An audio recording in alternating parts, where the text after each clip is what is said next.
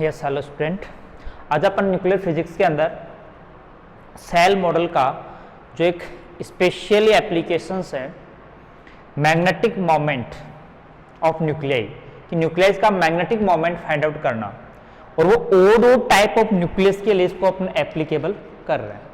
तो ओडो type nucleus के application के लिए कल मैंने दो टाइप जो मैग्नेटिक मोमेंट की जे की दो टाइप की पोजीशन पर फॉर द पैरेलल स्पिन और anti parallel spin with orbital momentum, means J की दो वैल्यूज पॉसिबल होती है एल प्लस हाफ और J equal to L minus half. ये क्या बताती है? Spin orientation with respect to orbital momentum.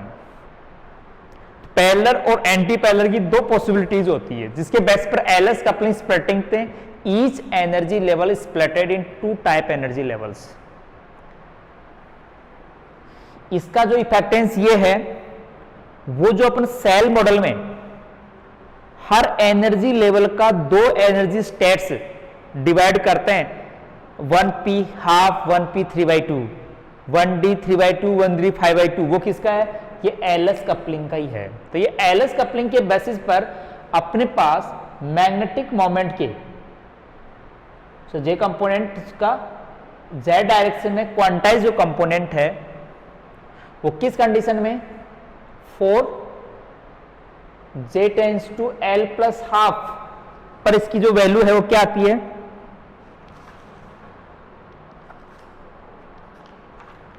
Ji L J plus J minus half plus G S by 2 और 4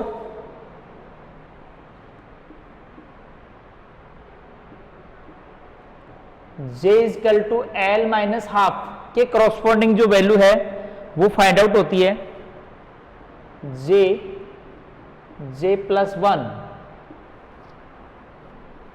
G L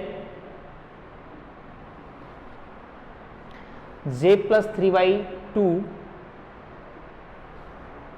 minus G S by 2।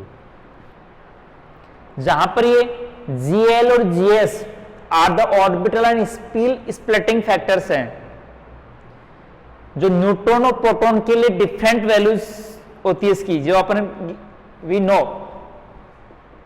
Ji L for proton is 1, Gl for neutron is always 0.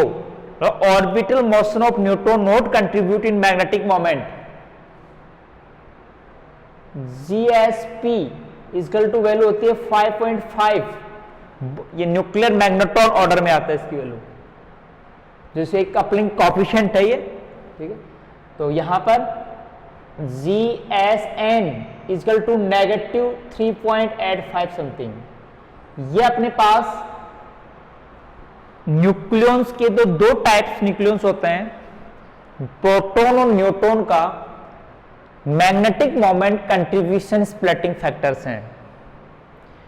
तो अपने पास देखो ये दो derivations है जो magnetic moment के ही हैं, but for two type of spin orientation position with respect to orbital motion, orbital momentum. Parallel with orbital spin क्या है? ऑर्बिटल के पैरेलल है, ऑर्बिटल मोमेंटम के पैरेलल है।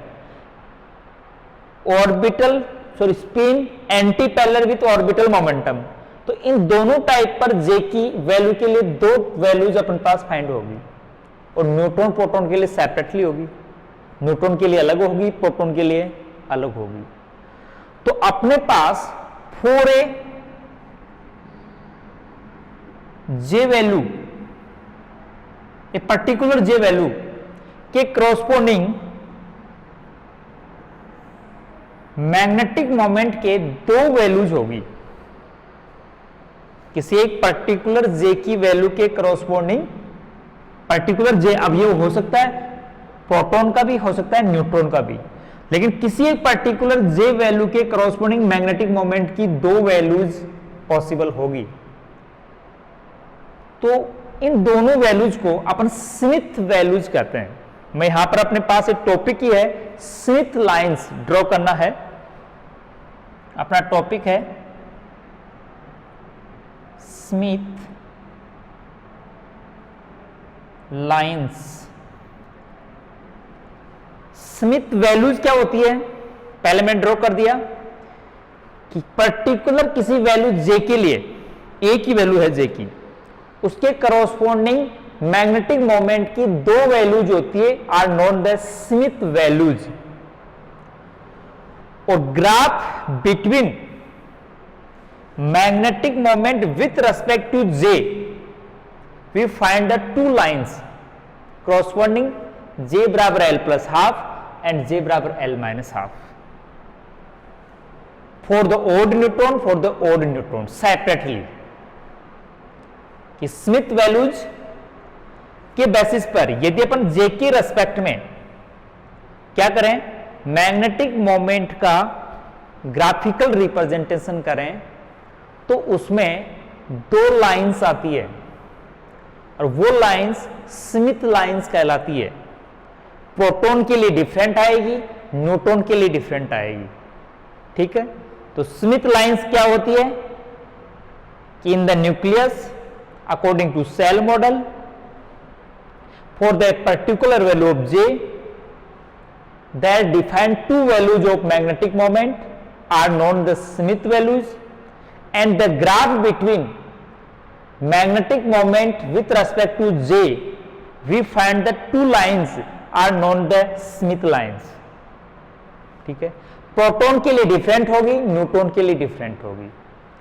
तो प्रोटॉन के लिए जो magnetic moment is always positive होता है, लेकिन न्यूट्रॉन के लिए जब J की वैल्यू L प्लस हाफ होती है तो always we get the negative, but L minus half position के ऊपर वी गेट द पॉजिटिव। तो अपने पास ओ डॉट न्यूक्लियर में जो अपने पास स्पेक्ट्रोस्कोपी स्मिथ लाइंस का जो एक्सप्लेनेशन है वो इस मैग्नेटिक मोमेंट की दो पॉसिबल वैल्यूज के बेसिस पर होता है। प्रोटॉन अनपेयरिंग है अलग, न्यूट्रॉन अनपेयरिंग है अलग। ठीक है, तो मैं खींच रहा हूं, यहां क्या ड्रॉ करें, स्मिथ लाइंस फॉर पहले ओड प्रोटॉन कि मान लें कि न्यूक्लियस के अंदर odd number proton number of odd है। तो इस कंडीशन में अपन देखिए ग्राफ प्लॉट करेंगे। ग्राफ किसी से बीच में कर रहे हैं, एंगुलर क्वांटम नंबर J और मैग्नेटिक क्वांटाइज्ड या observed magnetic moment value mu. ये J Z मतलब Z कंपोनेंट है, J डायरेक्शन में क्वांटाइज्ड है जो। इसका अपने यदि ग्राफ प्लॉट करें और उसकी वैल्यू को जो 0.5 1 1.5 2 डॉट ऐसे अपन मैग्नेटिक मोमेंट की वैल्यू अपन डिफाइंड कर लें लाइन पर। तो यहां पर अपने पास देखिए जब अपन 3 4 5 से मैं थोड़ा सा ओवरलूट कर लूं, मान लें यहां 3 4 5 तक अपने पास रेंज आएगी। मैं ऊपर वाला रब कर रहा हूं, जो यहां से मैं केवल ग्राफ कैसे खींचेंगे, J की वैल्यू कोई पर्टिकुलरली 1 1/2 3/2 5/2 J की वैल्यू इसमें सब्स्टिट्यूट करते जाएंगे। दोनों के जो पॉइंट्स हैं उनको अपन ऐड कर देंगे तो क्या आ जाएगी, दो लाइंस आ जाएगी, इनको स्मिथ लाइंस कहते हैं।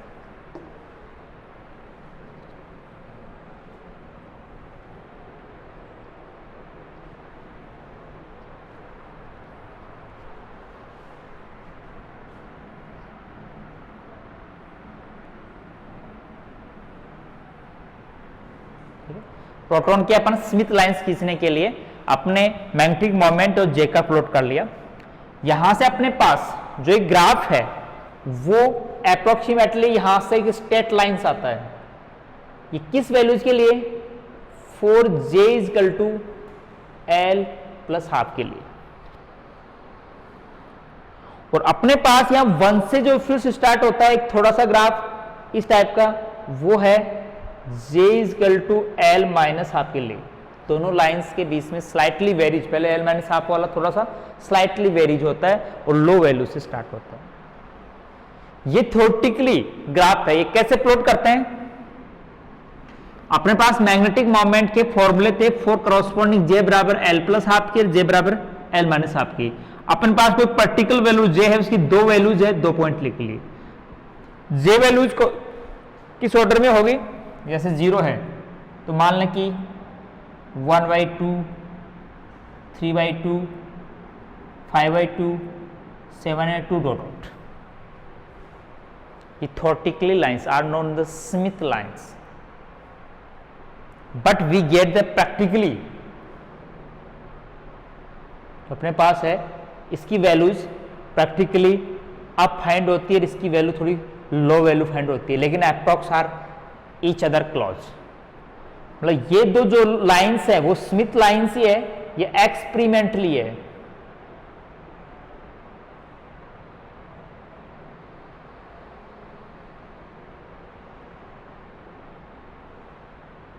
Schmidt lines. और जो बाहर वाली कंटिन्यूस लाइन वाली है वो अपनी theoretically according to shell model है। ये जो कंटिन्यूस लाइंस, दो लाइंस है, ये स्मिथ लाइंस ही है बाय द सेल मॉडल। जो सेल मॉडल में इसके अकॉर्डिंग फॉर्मूला ड्राइव किया था, वो डॉट डॉट वाली लाइंस हैं वो एक्सपेरिमेंटली ऑब्जर्व की गई। तो दोनों आर नॉट मैच्ड, आर डिसमैच्ड। ये दोनों प्रैक्टिकली और थ्योरेटिकल वैल्यू में डिसमैचिंग आती है। ये प्रोटॉन के लिए खींचा केवल मैंने, फॉर द ओड प्रोटॉन हो तो इसका रीजन क्या है? तो देखो अपने पास सेल मॉडल के अंदर कुछ लिमिटेशंस की बात कर लें, या सेल मॉडल में कुछ मतलब डिसएडवांटेज थे या इसमें कमियां थी, इसके बारे में बात कर रहा हूं कि उसके अंदर न्यूक्लियस को परफेक्टली हार्मोनिक ऑसिलेटर के रूप में एज्यूम किया गया है। उसमें न्यूक्लियस के बीच में इंटरकपलिंग ऑसिलेशन को कोई कंसिडरेशन नहीं किया गया। मतलब न्यूक्लियस के बीच में कपलिंग का कोई कंसिडरेशन नहीं है किसमें? सेल मॉडल में। जबकि ऐसा नहीं होता है। लार्ज नंबर ऑफ पार्टिकल्स का यदि इंटर इंटरेक्शंस हैं तो आल्सो भी get the coupling harmonic motion. दूसरा, सिमेट्रिक, स्फेरिकली सिमेट्रिक एज्यूप्शन क्या है अबाउट द न्यूक्लियस? न्यूक्लियस को अपने स्फेरिकली माना गया है, बट नॉट जो न्यूक्लियस आर द इलिप्सॉइडल, दीर्घवृत्ताकार में होती है। ये अपने पास अपन स्फेरिकल का मतलब गोल ये नहीं होती है, क्योंकि 3 टाइप की पोजिशंस अपन नोट कर चुके हैं कि न्यूक्लियस में यदि जिन न्यूक्लियस का क्वाड्रपोल मोमेंट 0 है, क्वाड्रपोल मोमेंट 0, वो परफेक्टली स्फेरिकल होती है। ये जेट एक्सिस मतलब ये एक्स और जेट एक्स के बीच में ग्राफ प्लॉट करते हैं। यदि अपने पास दूसरा टाइप का ग्राफ ऐसा आता है न्यूक्लियस के लिए,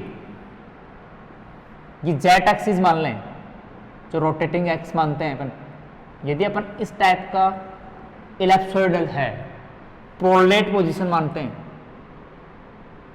एक होती है ऑबलेट,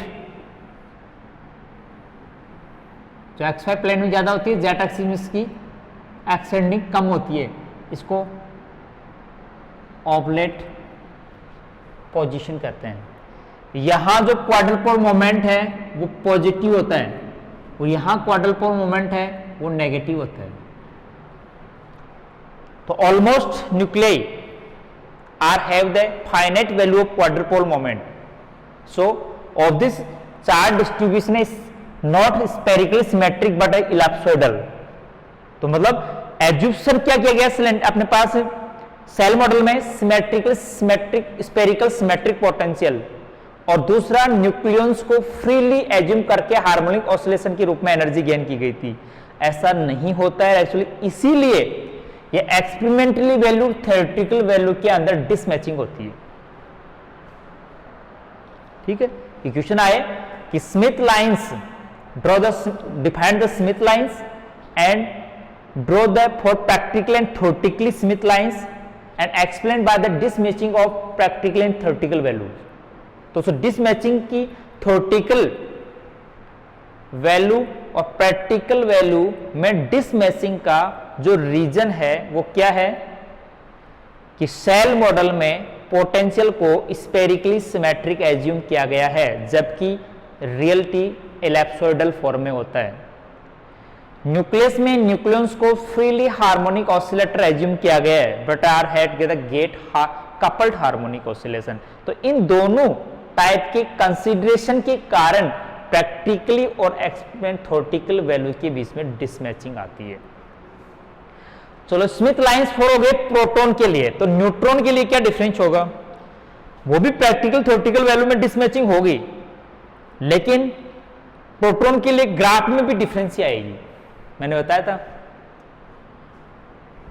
कि न्यूट्रॉन के लिए मैग्नेटिक मोमेंट की वैल्यू नेगेटिव भी होती है। किस पोजीशन में? जब ऑर्बिटल और स्पिन मोशन आर पैरेलल और जे बराबर एल प्लस हाफ की कंडीशन में। तो ग्राफ अपन इसमें दूसरा यहां इसके पैरेलल बना दूं।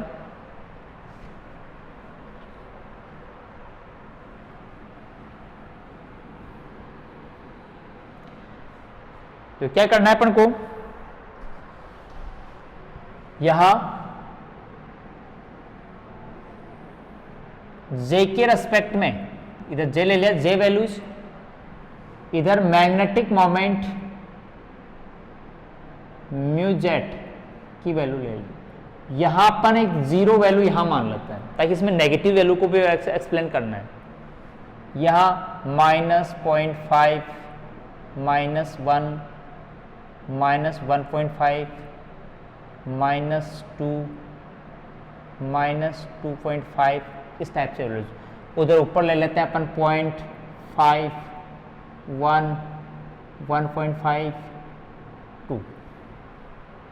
ठीक है, मतलब अपने पास जीरो वाली लाइन यहां पर है, क्योंकि न्यूट्रॉन में एल प्लस हाफ की वैल्यू के लिए ऑलमोस्टली यहां एक जीरो जो पॉइंट -0.5 और एक स्ट्रेट लाइन सी आती है, बिल्कुल वेरी स्लाइटली वेरी जाती है, लेकिन नेगेटिव रीजन में रहता है वो। ऊपर वाला जो अपने पास थ्योरेटिकल वैल्यू जो अपने पास एल माइनस हाफ के कॉरस्पॉन्डिंग है, वो अपने पास थोड़ा सा ये ग्राफ ऊपर पॉजिटिव रीजन में आता है। ये किसके कॉरस्पॉन्डिंग है? जे बराबर एल प्लस हाफ के कॉरस्पॉन्डिंग। और ये किसके कॉरस्पॉन्डिंग है? जे बराबर एल माइनस हाफ के कॉरस्पॉन्डिंग। थ्योरेटिकली स्मिथ लाइन्स हैं फॉर ओड न्यूट्रॉन। ये किसके लिए ग्राफ खींच रहे हैं? फॉर ओड न्यूट्रॉन, जबकि ये ग्राफ किसके लिए? ऑड प्रोटॉन के लिए। एक्सपेरिमेंटली वैल्यू वो जस्ट डिसमैचिंग के पास में थोड़ा सा डॉट डॉट, मतलब लोअर जो अपने पास है मैक्सिमम, ये अपने पास नेगेटिव से मैक्सिमम वैल्यू की और मतलब जीरो की ओर इंक्रीज हो रहा है, मतलब ये डॉट डॉट लाइनें are experimentally.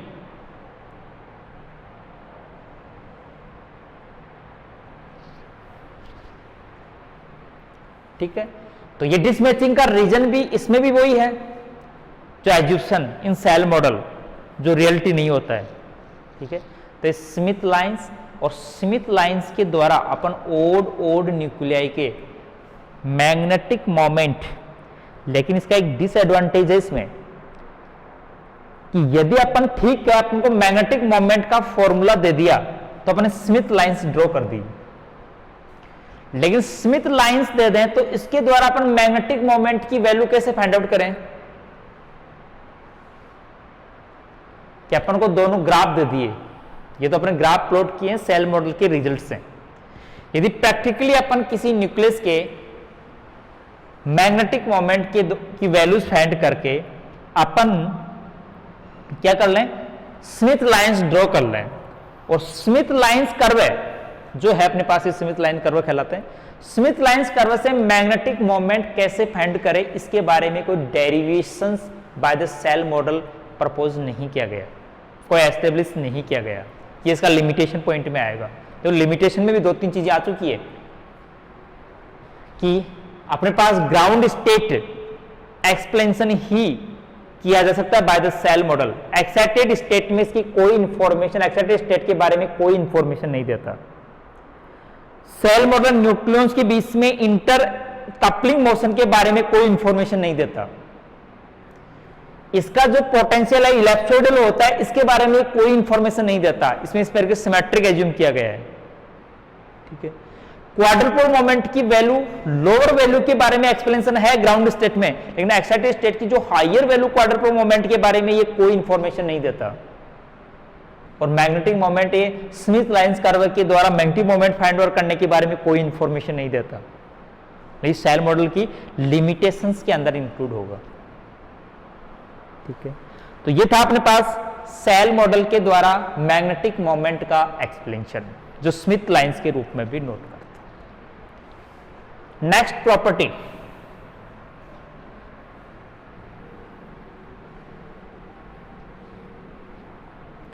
a quadrupole moment of nuclei using cell model.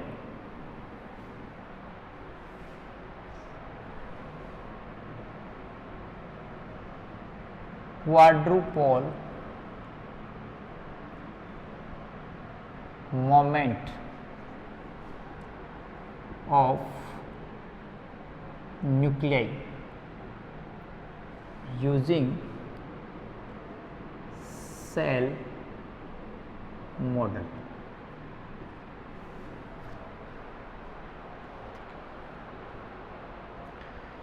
जो क्वाड्रुपोल मोमेंट का, देखो मैग्नेटिक मोमेंट, उसकी rotating axis are not dismatch या not matching in the nucleus. आपने बीएससी के अंदर पढ़ा होगा कि जो न्यूक्लियस में एक चार्ज डिस्ट्रीब्यूशन जो मोशंस होता है, इसकी मान लें कि रोटेटिंग एक्स जेड एक्सिस इधर है, इसका एंगुलर मोमेंटम जे एक फाइनाइट एंगल पर होता है, not dismatch by the jet. हाँ, वो by the precessions motions are the get along to this. Magnetic moment precession motion के कारण इसमें मैग्नेटिक प्रॉपर्टी इंड्यूस होती है। अपने पास मैग्नेट जो अपन कहते हैं क्वाड्रुपोल मोमेंट प्रॉपर्टी इंड्यूस होती है। तो quadrupole moment, electrical quadrupole moment कहते हैं इसको। एक मैग्नेटिक क्वाड्रुपोल मोमेंट है, इलेक्ट्रिकल क्वाड्रुपोल मोमेंट में क्या है, कि चार्ज का स्पेशल डिस्ट्रीब्यूशन के कारण जो मोमेंट प्रोड्यूस होता है, जो इलेक्ट्रिकल चार्ज डिस्ट्रीब्यूशन कहते हैं, और मैग्नेटाइजेशन का स्पेशली ओरिएंटेशन होता है, उसको अपन मैग्नेटाइजेशन क्वाड्रुपोल मोमेंट कहते हैं। तो मतलब कि अपने पास एक चार्ज का डिस्ट्रीब्यूशन है, प्लेन क्वाड्रुपोल मोमेंट की बात करें, इसमें दो सिमेट्रिक चार्जेस ऐसे हो, मतलब सिमेट्रिक चार्जेस कॉर्नर पर एक प्लेन में इस टाइप का डिस्ट्रीब्यूशन हो, इसका डिवाइस का टोटल चार्ज जीरो है, monopole moment zero. Quadrupole moment PB इसका जीरो है। क्यों? देखो अपने पास दो क्वाड्रुपोल मोमेंट बनेंगे इसमें, चाहे एक अपन इस साइड में ले लें, इसकी डायरेक्शन नेगेटिव से पॉजिटिव इधर हो गई, तो दूसरे की नेगेटिव पॉजिटिव दोनों parallel and equal each other, so cancel. तो टोटल डायपोल मोमेंट भी क्या है? जीरो। टोटल चार्ज भी जीरो। तो उस डिवाइस में इस प्रॉपर्टी को जो प्रोसेस करता है is not the quadrupole moment Q.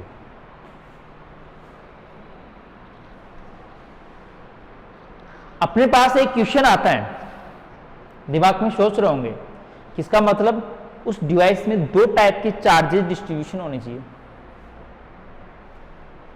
मतलब क्वाड्रुपोल मोमेंट या डाइपोल मोमेंट फॉर्मेशन के लिए दो टाइप के चार्जेस होने चाहिए, लेकिन न्यूक्लियस में तो एक ही टाइप का चार्ज होता है, केवल पॉजिटिव, और एक ही टाइप के चार्ज होता है तो कभी भी क्वाड्रुपोल मोमेंट प्रोसेस नहीं करना चाहिए। लेकिन generally almost nucleus are process the एक finite value of quadrupole moment except of even nuclei.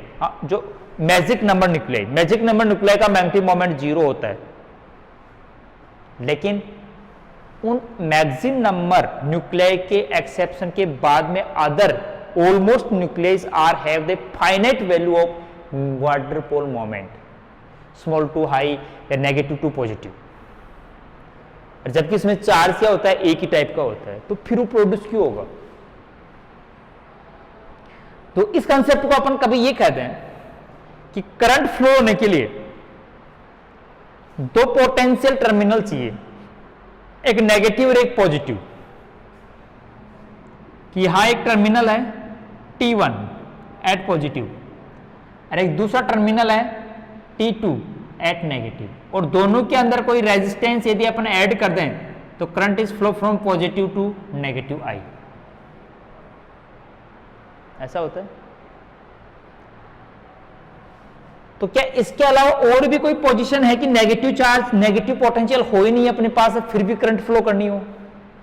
मतलब ये कंसेप्ट ये है, हाई पोटेंशियल से लो पोटेंशियल पर चार्ज फ्लो हो रहा है, इससे करंट इंड्यूस हो रही है। तो क्या ऐसा कोई पोजीशन नहीं है जिसमें अपन नेगेटिव पोल नहीं हो? क्या मैं दो सिचुएशंस और बनाऊं, टर्मिनल अपना यही T1 एट पॉजिटिव पोटेंशियल पर है, दूसरा टर्मिनल T2 अपना ग्राउंडेड है, मतलब जीरो पोटेंशियल पर है, और फिर इसके अंदर यदि अपन कोई रेजिस्टिव वायर ऐड कर दें तो क्या होगा? क्या करंट फ्लो नहीं होगी? होगी।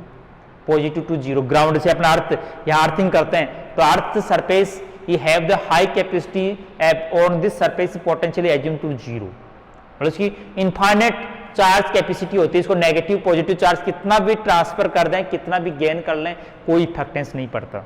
इसलिए अपन अर्थ को जीरो पोटेंशियल पर एज्यूम करते हैं, इनफाइनाइट कैपेसिटी का। तो मतलब जीरो प्लस नेगेटिव यूज नहीं हुई। हो सकता है दोनों टर्मिनल, ये T1 भी पॉजिटिव पर है और दूसरा टर्मिनल T2 भी पॉजिटिव पर है, और फिर इसके अंदर अपन रेजिस्टिंग वायर अपन ऐड कर दें तो क्या अब करंट फ्लो नहीं होगी? और होगी तो किस सिचुएशन में होगी, होगी तो किस डायरेक्शन में होगी? देखो अपन लेट कर लेते हैं, ये 10 वोल्ट पे है पॉजिटिव, ये 5 वोल्ट पर है, बोथ आर है positive potential but difference in magnitude, then current is flow from high potential to low potential in resistance, तो रिक्वायर्ड नहीं हुई ना। तो फिर ऐसा क्यों नहीं हो सकता कि क्वाड्रुपल मोमेंट भी एक ही टाइप का चार्ज डिस्ट्रीब्यूशन हो लेकिन इस टाइप के करैक्टरिस्टिक में हो, तो उसमें भी मोमेंट, क्वाड्रुपल मोमेंट प्रोड्यूस हो सकता है चार्ज डिस्ट्रीब्यूशन की अनसिमेट्री से। उस सिमेट्री इस टाइप के फंक्शन में आ जाए तो क्वाड्रुपल मोमेंट प्रोसेसिंग होती है। किसी डिवाइस में, किसी सिस्टम में क्वाड्रुपल मोमेंट वैल्यू किस चीज को बताती है? चार्ज अनसिमेट्रिक डिस्ट्रीब्यूशन को, चार्ज अनसिमेट्रिक डिस्ट्रीब्यूशन को। हाँ, electric dipole moment of nucleus almost is zero. Nucleus dipole moment process नहीं करती लेकिन क्वाड्रुपोल मोमेंट प्रोसेस करती है, क्योंकि अपने पास ये स्पिनिंग है। न्यूक्लियस को अपन एक स्पिनिंग की तरह, एक अर्थ की स्पिनिंग की तरह देखें, उसमें नॉर्थ और साउथ जो अपने पास इस पोल्स हैं उसके ऊपर देखें अपन, नॉर्थ पोल के ऊपर और साउथ पोल के ऊपर दोनों इसकी स्पिनिंग को ऑपोजिटली क्या करते हैं? सीम करते हैं, महसूस करते हैं, फील करते हैं। तो यह चार्ज डिस्ट्रीब्यूशन का है, वो एक साइड में पॉजिटिव एक साइड में नेगेटिव टाइप का डिस्ट्रीब्यूशन ही होता है। इसमें क्वाड्रेंटली पार्ट के रूप से एक सिमेट्रिक फॉर्म से क्या होता है? चार्ज का अनसिमेट्रिक डिस्ट्रीब्यूशन होता है, जिससे क्वाड्रुपल मोमेंट प्रोसेस। ये नॉन सेंट्रल फोर्स को इंडिकेट करती है। तो नॉन सेंट्रल फोर्स क्यों हुआ? तभी तो हुआ कि चार्ज अनसिमेट्रिक फोर्स में था तो पॉजिटिव ही। तो अपने पास न्यूक्लियर अट्रैक्शन फोर्स भी नॉन सेंट्रल फोर्स होने का सबसे बड़ा एविडेंस है the finite value of quadruple moment in the nucleus. Nucleus के अंदर क्वाड्रुपल मोमेंट वैल्यू का प्रोसेस होना ये इंडिकेट करता है कि न्यूक्लियर इंटरेक्शन भी क्या होती है? नॉन सेंट्रल होती है। तो इस कंसेप्ट से मैंने यहां एक्सप्लेन, अपन क्वाड्रुपल मोमेंट हर न्यूक्लियस ऑलमोस्टली, और अपने पास ये जैसे उसकी रोटेटेड एक्सिस मैच होती है, ठीक है। तो इसके बेसिस पर आप न्यूक्लियर फिजिक्स के अंदर, थर्ड ईयर की न्यूक्लियर फिजिक्स के अंदर अपने पास जो क्वाड्रुपल मोमेंट प्रोसेसिंग है, odd nucleus decline the last unpaired nucleons. तो अपन सिंगल प्रोटॉन, जो और दो प्रोटॉन और न्यूट्रॉन दोनों सिंगल में है और अनपेयरिंग में है, जबकि सेल मॉडल, ये कभी सेल मॉडल ने कोई इसका कंसिडरेशन या कंसेप्ट नहीं दिया कि जो ओ न्यूक्लियाई में अनपेयर प्रोटॉन अनपेयर न्यूक्लियन भी आपस में क्या करते हैं, कोई इंटरेक्शन करते हैं या नहीं करते हैं, इसके बारे में सेल मॉडल ने कोई एक्सप्लेनेशन नहीं दिया है, न अपने एजुकेशन ने इंक्लूड किया है। ये भी उसकी लिमिटेशन में आता है, जबकि ऐसा तो होता ही एक सेपरेटली सेल्स, ये सिंगल पार्टिकल मॉडल है एसपीएम, कभी है ना, कई बार आप क्वेश्चन में भी आ जाता है लिखा हुआ एसपीएम, ये single particle model means shell model, explanation ये वहां पर सेल मॉडल। कभी आपको एसपीएम वर्ड्स आए, वो होता है single particle model related to shell model. Shell model is single, क्योंकि इसमें both are type of nucleus have the separately quantum levels या सेपरेटली या इंडिपेंडेंट ईच अदर। उनकी जो सेल्स है वो आपस में इंटरेक्ट नहीं करती, और ये इसकी लिमिटेशन में आता है। इसके बारे में कोई इसने इसका बेसिस नहीं दिया, कारण नहीं दिया कि क्यों नहीं करती, ठीक है, लेकिन इसने मान के कुछ जो रिजल्ट दिए वो एक्सपेरिमेंटल वैल्यू से मैच हो गए, इसलिए इसको एक्सेप्ट कर लिया गया। तो अपने पास एक प्रोटॉन के कारण जो इसकी आर रेडियस का स्पेरिकल रीजन होता है, उसमें जो quadrupole moment for proton QP is defined 2J-1 और 2J+1, 2J+1 नीचे, और इसकी expectation value of mean radius, radius के वर्ग जो स्क्वायर रेडियस कह सकते हैं of charge distribution in the nucleus, तो मीन स्क्वायर वैल्यू कह सकते हैं इसको। ये सिंबल जो बताया mean square value of radius, nucleus की रेडियस का मीन स्क्वायर वैल्यू पर डिपेंड करता है क्वाड्रुपोल मोमेंट कि डिस्ट्रीब्यूशन तो उसके रेडियस के रीजन पर होगा, ठीक है। तो देखिए 2J+2 आता है नीचे, 2J-1, 2J+2 और 2J-1, और ये क्या है, square mean value of radius, ठीक है। तो स्क्वायर मीन वैल्यू को डिफाइन करने के लिए जो चार्ज डिस्ट्रीब्यूशन है उसका स्क्वायर मीन वैल्यू या रेडियस अपन कैसे डिफाइन करें, तो आप क्लासिकल थ्योरी के अकॉर्डिंग इलेक्ट्रॉन की रेडियस फाइंड आउट करने का कोई मेथड अपने फॉलो करते हैं।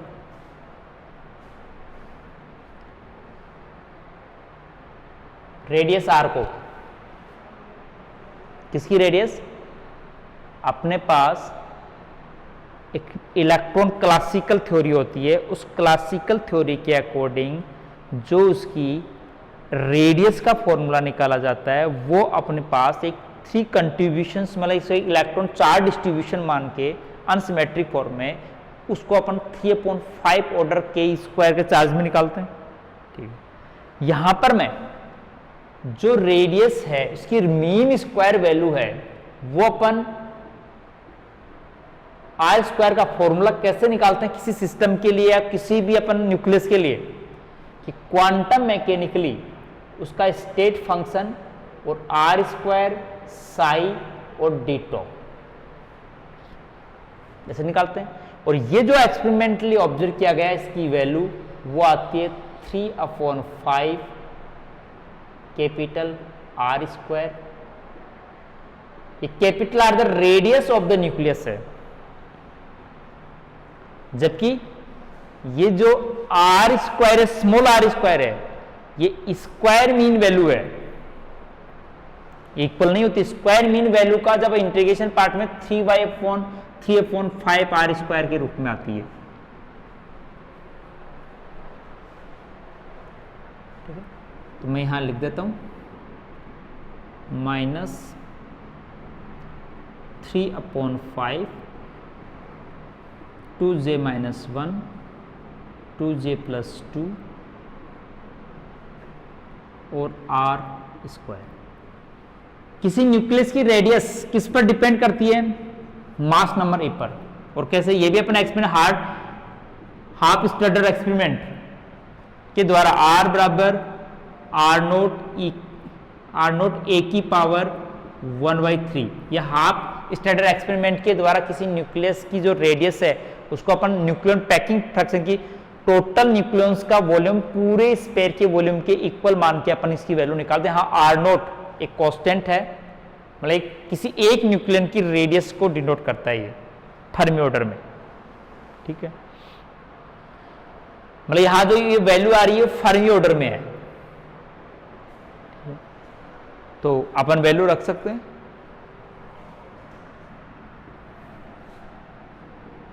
3/5 2j - 1 2j + 2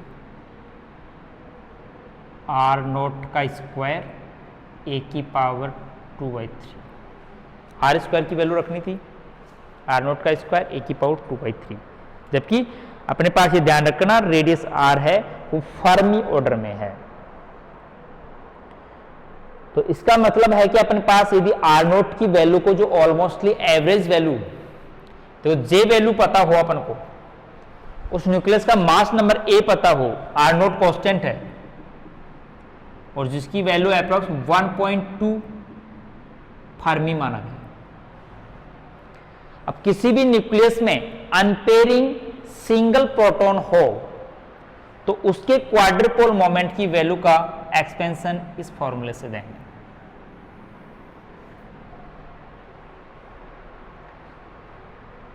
यह है अनपेयर प्रोटॉन। तो 4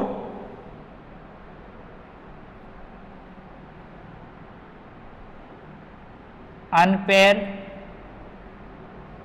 न्यूट्रॉन, मतलब ऑड न्यूट्रॉन टाइप न्यूक्लियस हो, ऑड न्यूट्रॉन, तो उसके लिए Qn, तो इसको डायरेक्ट डिफाइन किया हुआ है Z/A² QP, मतलब प्रोटॉन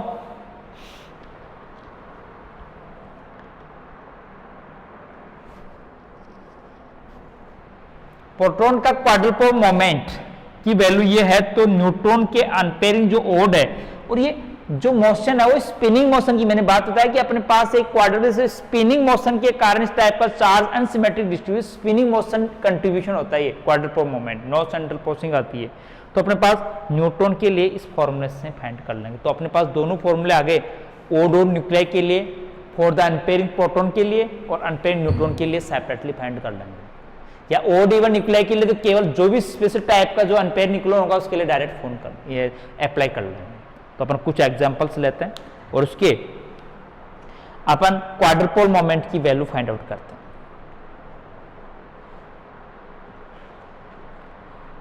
तो सेल मॉडल से इसकी जे की वैल्यू फाइंड आउट करनी होगी अपन को।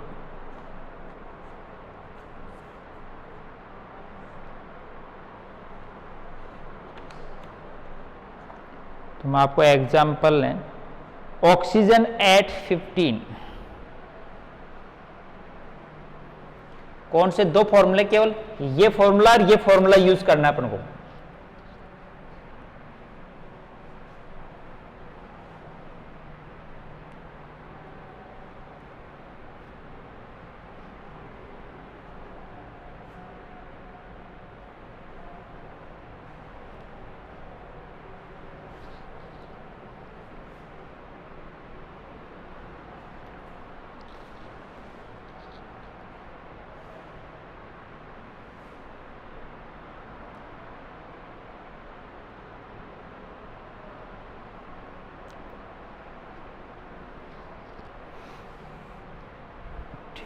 ऑक्सीजन एट 15, देखिए अपने पास ऑक्सीजन एट 15 एक न्यूक्लियस है। इसका क्वाड्रुपोल मोमेंट फाइंड आउट करना है using shell model. Shell model के बेसिस पर स्पिनिंग मोशन का जो अपने एक एवरेजिंग वैल्यू है और क्वाड्रुपोल मोमेंट प्रोटॉन और एंड न्यूट्रॉन के लिए अपने पास जे टर्म पर डिपेंड करते हैं। तो उसका मास नंबर ए चाहिए और जे नंबर चाहिए अनपेयरिंग न्यूक्लियन का। तो इसका मास नंबर ए तो क्या हो जाएगा 15, फिर जेट नंबर कितना है 8, तो न्यूट्रॉन नंबर कितना होगा 7। तो अनपेयरिंग कौन हो गया न्यूट्रॉन। अब 7 वाला न्यूट्रॉन सेल मॉडल स्ट्रक्चर के किस क्वांटम लेवल में है वो अपन फाइंड करते हैं। 1s 1p 1p तक 8 जाता है, 2 6, तो अपने पास 7 है, 1p 3/2 लेवल में होगा ये। 1p 3/2 4 हो गया, 4 6 7, तो 1p हाफ तो चला गया, 1s 1p हाफ, 1p 3/2 तो फुल हो जाएगा 6 तक, 1p हाफ में जाएगा। तो इसका मतलब हुआ कि इसमें j की वैल्यू क्या हुई हाफ, a की वैल्यू 50 और j की वैल्यू 3/2, और अनपेयरिंग कौन है न्यूट्रॉन। तो फॉर्मूला कौन सा लगेगा ये। Quadrupole moment of eight oxygen 15 equal to, जो अनपेयरिंग न्यूट्रॉन कंट्रीब्यूट होगा तो उसके लिए फॉर्मूला है, यहां वैल्यू रखूंगा मैं -3/5 जेट ए स्क्वायर,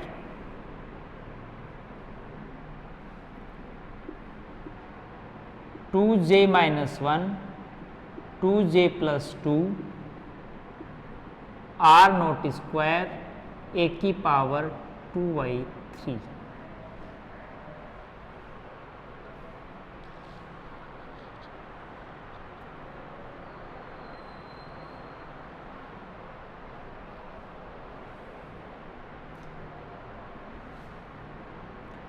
अब देखो j की वैल्यू को हाफ सब्स्टिट्यूट कर दें इसमें, और a की वैल्यू 15 सब्स्टिट्यूट कर दें, और r0 की वैल्यू, तो यहां पर सारी वैल्यूज है अपने पास, a वैल्यूज 15 है, z वैल्यूज 8 है, j वैल्यू हाफ है, r0 वैल्यू 1.2 फर्मी है। अपने पास हो जाए क्वाड्रुपल मोमेंट का जो डायमेंशन होता है, charge square geometry square Fermi square bond, वैसे अपन बॉन्ड में डिफाइन करते हैं, ठीक है। तो वो जो अपने पास यहाँ एक डायमेंशन क्वांटिटी केवल r0 ही है, तो फर्मी का स्क्वायर आ जाएगा। इसकी डायमेंशन क्या आएगी कि r0 किस में ले रहे हैं फर्मी, तो फर्मी का स्क्वायर आ जाएगा, ठीक है। मतलब कूलम्ब मीटर किसकी होती है इलेक्ट्रिक डाइपोल मोमेंट की, और इसमें होती है कूलम्ब मीटर स्क्वायर, ठीक है। तो ये मीटर स्क्वायर में इसका अपन का डायमेंशन फिजिकल डायमेंशन देखो मीटर स्क्वायर ही है, तो फर्मी का स्क्वायर 10⁻28 सेंटीमीटर स्क्वायर को बॉर्न कहते हैं। तो यहां देखो वैल्यू रखते हैं -3/5, जेड का मान 8, 15 स्क्वायर, 2j हाफ, तो 1 - 1 1 + 3 1.2 का स्क्वायर 15 का स्क्वायर इज 0।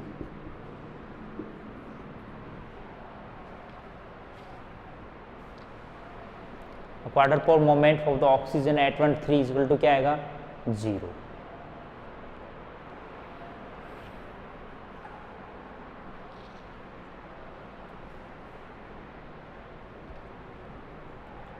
ठीक है, एक एग्जांपल पूरा हो गया। एट और 15 3 सेल मॉडल अकॉर्डिंग का जो क्वाड्रुपोल मोमेंट कंट्रीब्यूशन है वो 0 होगा, कि लास्ट अनपेयरिंग जो न्यूक्लियन हो 3p1 हाफ स्टेट में है और j की वैल्यू वहां हाफ है, उसके लिए हमेशा 0 हो।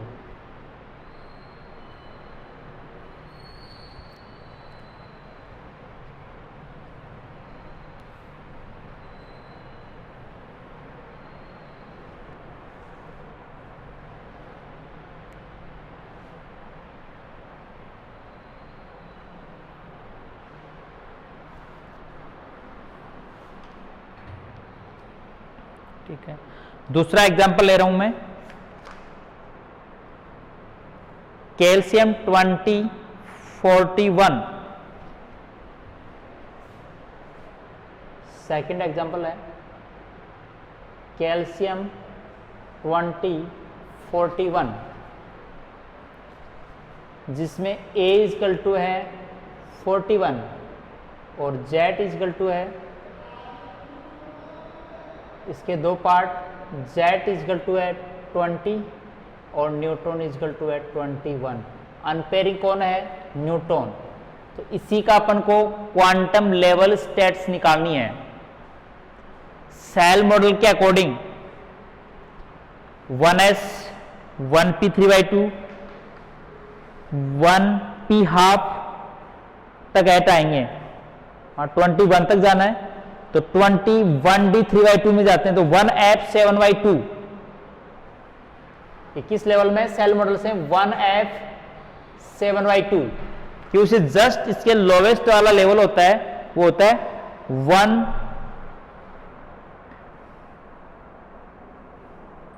116 टू 1d3/2। 1d3/2 कंप्लीट हो गया, ठीक है।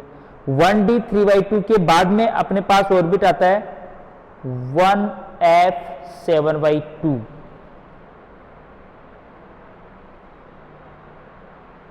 ठीक है, तो 1f 7/2। एक बार फिर मैं सेल मॉडल से चेक कर लेता हूं।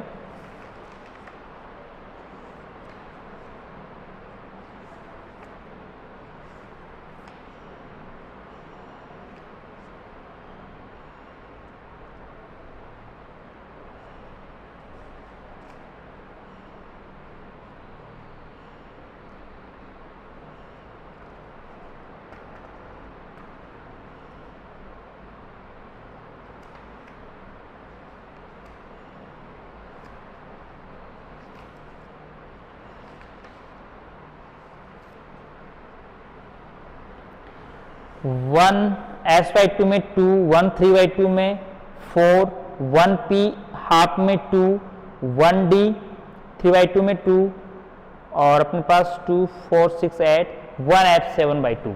बिल्कुल सही है, मतलब इस लेवल के अंदर अपने पास गया, तो इसका मतलब है J इजकल टू अपने पास 7/2 आ गया।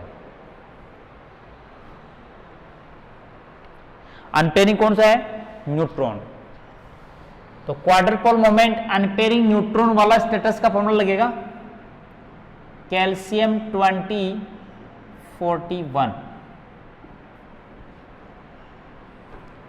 -3/5 ZA² 2J - 1 2J + 2 R0² A की पावर 2/3।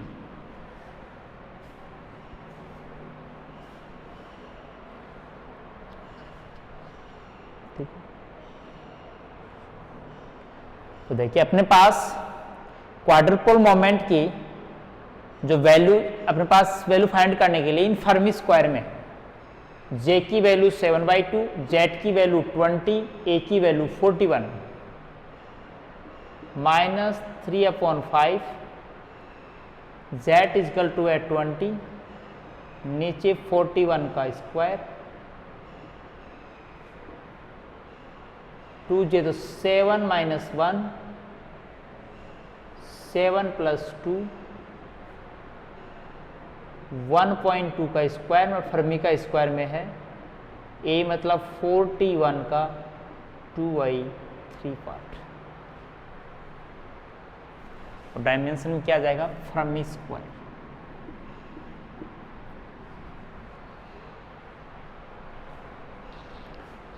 ठीक है, तो अपन ये सारे न्यूमेरिकल्स कैलकुलेट करके अपन वैल्यू फाइंड आउट कर सकते हैं किसकी? क्वाड्रपल मोमेंट की। जो नेगेटिव वैल्यू आएगी, और नेगेटिव वैल्यू क्या डिनोट करती है कि इसके अंदर नेगेटिव वैल्यू कंट्रीब्यूशन का मतलब है कि अपने पास जो प्रोलेट और ऑब्लेट दो टाइप के डिस्ट्रीब्यूशन, स्पेरिकल डिस्ट्रीब्यूशन में नेगेटिव वैल्यू है ऑब्लेट के लिए।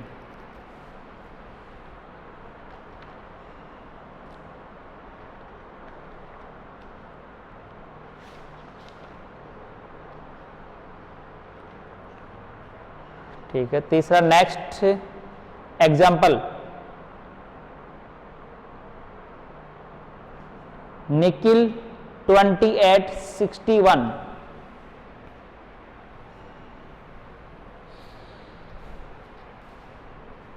थर्ड है 2861 nucleus, A is equal to 61,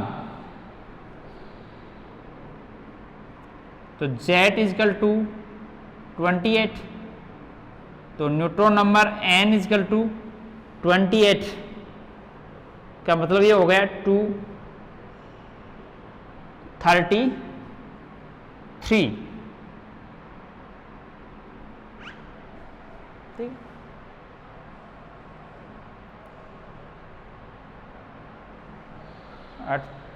14663 हो गया। तो अनपेयरिंग वही क्या है, न्यूट्रॉन। ठीक, ए नंबर और जेड नंबर अपन फाइंड हो गए, तो इसका अपन को क्या करना है, सेल मॉडल स्ट्रक्चर से जे वैल्यू फाइंड करनी है जो अनपेयरिंग है, और जो क्वाड्रुपोल मोमेंट का न्यूट्रॉन के लिए जो फॉर्मूला है वो अपन को अप्लाइड करना है।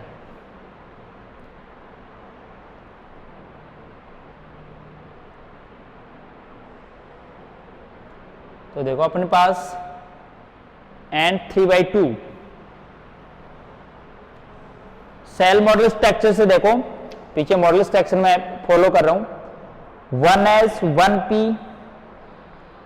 1p 3/2 1p half 1d half 1d 5/2 1s half, फिर 1d 3/2 तक 20 हो गया, 1f 7/2 28 हो गया, फिर 2p 3/2 32 हो गया, 1f 5/2 38 हो गया, 1p हाफ 40 हो गया, तो 32 2p 3/2 तक हो गया, तो 1f 5/2 में जा रहा है।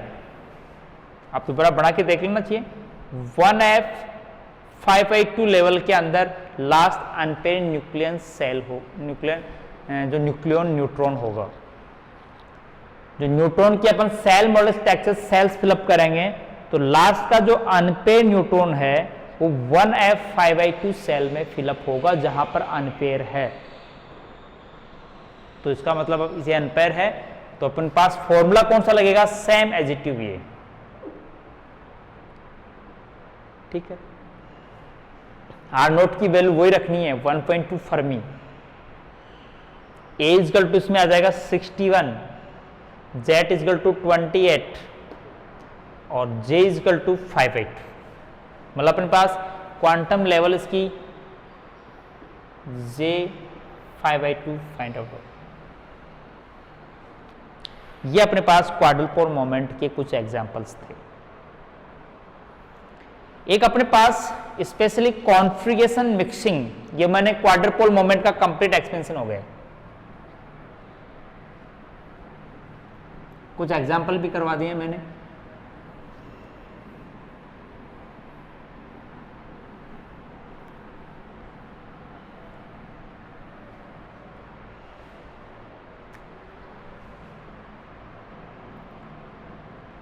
कॉन्फ़िगरेशन मिक्सिंग, तो न्यूक्लियस में कॉन्फ़िगरेशन मिक्सिंग मॉडल क्या है। कॉन्फ़िगरेशन मिक्सिंग का मीनिंग अपने पास देखो सेल मॉडल से, सेल मॉडल के कुछ एज्यूम्पशंस से डिफरेंट है। सेल मॉडल में न्यूक्लियस को इंडिपेंडेंटली फिलअप किया गया है, inter shells nucleus outer shell nucleus से इंटरेक्शन नहीं करते हैं, इस टाइप एज्यूम किया गया है। Freely harmonic oscillator symmetric potential assume करके अपने डेरिवेशन किया है। लेकिन कॉन्फ़िगरेशन मिक्सिंग के अकॉर्डिंग जो न्यूक्लियस की सेल्स जिनकी quantum energy levels are close to each other, मतलब अपने पास सेल मॉडल के अंदर न्यूक्लियस की जो सेल्स है वो स्प्लिटिंग के कारण कई एक near to close each other, एक दूसरे के नियर होती है। तो किसी न्यूक्लियन स्टेट का जो स्टेट फंक्शन है, कॉन्फ़िगरेशन मिक्सिंग ये कहता है कि किसी न्यूक्लियन का, ये यहाँ अपने पास कोई न्यूक्लियन है, हो सकता है प्रोटॉन या न्यूट्रॉन, में ये नहीं बात कर रहा, types of any type of nucleon, उनकी सेल सेपरेटली मान ली, चलो ठीक है, लेकिन किसी न्यूक्लियन का जो अपने पास इंटरेक्शन है वो near about to close energy levels quantum nucleon से भी होता है। मतलब इस न्यूक्लियन से भी होगा, नीचे वाले के जो न्यूक्लियंस होगा उनसे भी इंटरेक्शन होगा। तो सैचुरेशन नेचर अपन पास नोट करते हैं।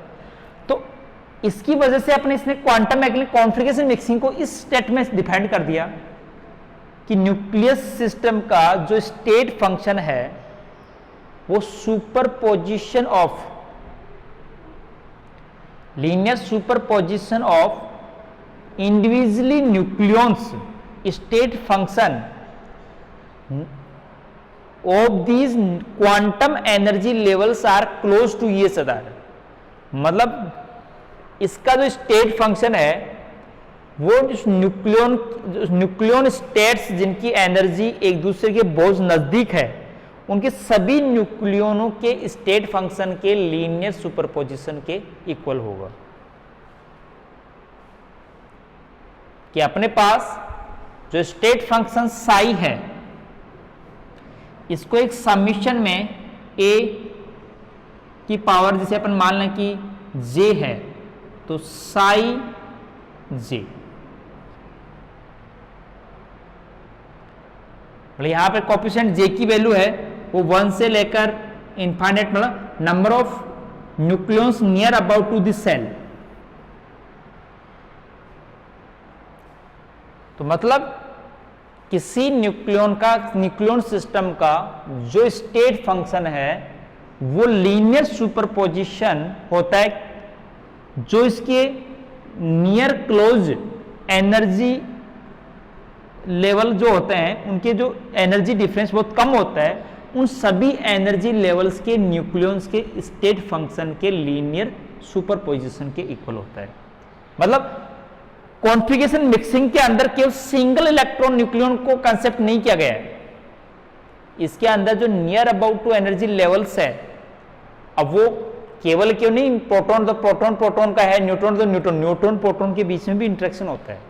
तो कॉन्फ़िगरेशन मिक्सिंग के अंदर टाइप्स ऑफ न्यूक्लियंस को न देखे इसमें क्या डिफाइन कर दिया कि किसी सिस्टम के अंदर न्यूक्लियंस का एटॉमिक नंबर मास जैसे मान लो A है किसी न्यूक्लियन में तो उसमें unfilled shells maximum number of जो proton neutron allowed by the Pauli principle unfilled shell containing loss nucleons.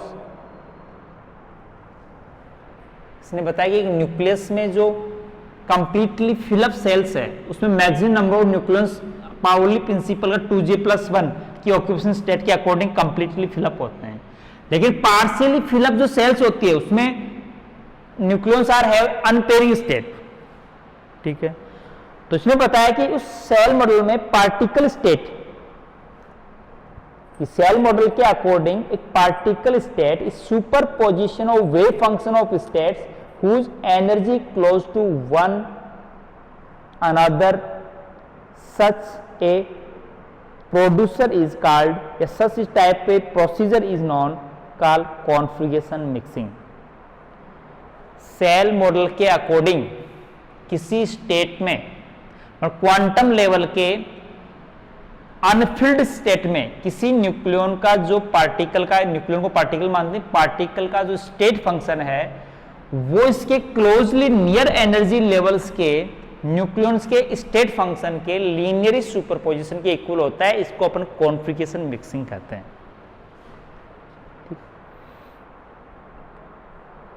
अपने पास किसी क्वांटम लेवल में न्यूक्लियन की पोजीशन को कंप्लीटली कैसे डिफाइन किया जाता है, मतलब जैसे एक सेल में 3 न्यूक्लियन है तो कहेंगे सबकी क्वांटम स्टेट सेम है, but according to quantum no any one या no another nucleons are exist in one quantum state, only one nucleon.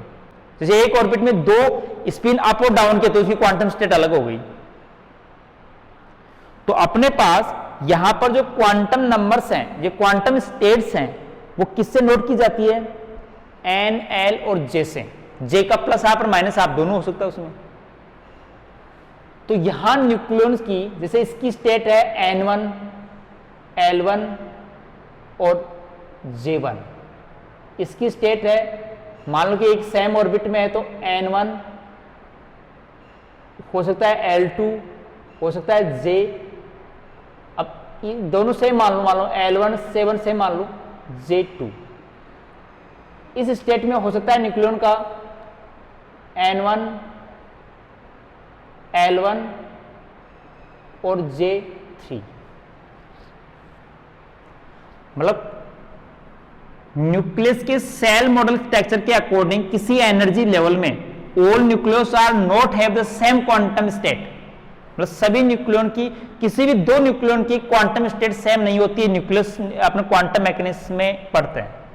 Quantum state किसी एक स्टेट में मोर देन न्यूक्लियन नहीं हो सकते, इसका मतलब लेवल से और क्वांटम स्टेट से डिफरेंट मीनिंग है। एक स्टेट में जैसे एस ऑर्बिट में दो न्यूक्लियन है तो दोनों न्यूक्लियन का क्वांटम स्टेट सेम नहीं है, उसकी स्पिन डिफरेंट है, कोई ना कोई क्वांटम नंबर डिफरेंट है। तो ये LNJ के द्वारा quantum level states of nucleus describe की जाती है। तो अपन किसी सिस्टम का LNZ स्टेट्स अपन को पता हो तो उनका अपन लीनियर सुपरपोजिशन से resultant state function find out कर सकते हैं। ये अपने पास एक कॉन्फ़िगरेशन मिक्सिंग का छोटा सा शॉर्ट नोट आता है कि कॉन्फ़िगरेशन मिक्सिंग से क्या मीनिंग है। तो इसका मतलब है कि अपने पास न्यूक्लियस के अंदर न्यूक्लियॉन्स होते हैं, उन न्यूक्लियॉन्स की जो एक क्वांटम स्टेट फंक्शन है वो उन सभी स्टेट फंक्शन के लीनियर सुपरपोजिशन के इक्वल होती है जो इसके नियर एनर्जी क्लॉज वाली जो स्टेट्स के न्यूक्लियॉन्स के स्टेट फंक्शन होते हैं, ठीक है, जो कॉन्फ़िगरेशन मिक्सिंग कहते हैं। और उनको क्वांटम स्टेट को NLJ के द्वारा डिनोट किया जाता है। तो हर न्यूक्लियन की क्वांटम स्टेट अलग होती है, तो सब नियर वाले न्यूक्लियंस के क्वांटम स्टेट सुपरपोजिशन का रिजल्टेंट किसी पार्टिकल का क्या होता है, स्टेट फंक्शन होता है, जो कॉन्फ़िगरेशन मिक्सिंग कंसेप्ट कहते हैं इन द सेल मॉडल। जबकि सेल मॉडल में इंटरेक्शन के बारे में कोई इंफॉर्मेशन नहीं दिए। तो कल अपन इसके लिमिटेशंस ऑफ सेल मॉडल और दूसरा अपन बीटा डीके पार्ट, एक सेल मॉडल से एक कंप्लीट क्वेश्चन अपने पास यहां पुटअप हो जाता है। तो कल अपन लिमिटेशंस ऑफ सेल मॉडल और बीटा डीके के बारे में स्टडी करेंगे। आज की क्लास में इतना ही है। Okay, thanks.